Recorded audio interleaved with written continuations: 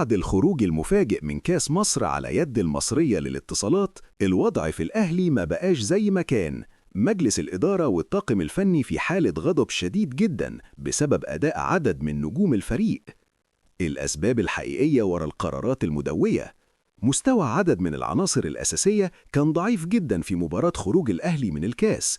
هناك فرق واضح بين كبار اللعيبة وبين البدلاء اللي شاركوا وتأثر الفريق بسببهم مباشرة. طاهر ومحمد طاهر تعرض لانتقادات حادة بعد واقعة الطرد وما كانش في المستوى المتوقع منه. بعض اللاعبين المهمين زي محمد شريف، جرابيشار، أشرف داري، عمر كمال عبد الواحد، أحمد رضا ما قدروش يقنعوا الجهاز الفني بأدائهم، والرد كان فوري. قرارات تجميد هؤلاء داخل الفريق ودفع الإدارة نحو منح الفرصة للعناصر الشابة داخل الفريق.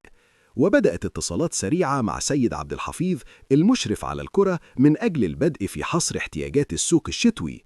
وهناك اتفاق داخل الجهاز على ضم 4-5 صفقات قوية في الشتاء لدعم الفريق في الدوري ودوري أبطال إفريقيا.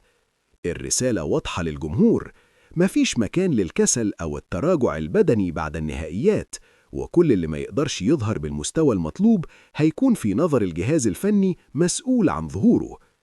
الجمهور بقى بيسأل بقلق: هل القرارات دي بداية تغيير جذري في الأهلي ولا مجرد ردة فعل مؤقتة بعد الخروج المبكر؟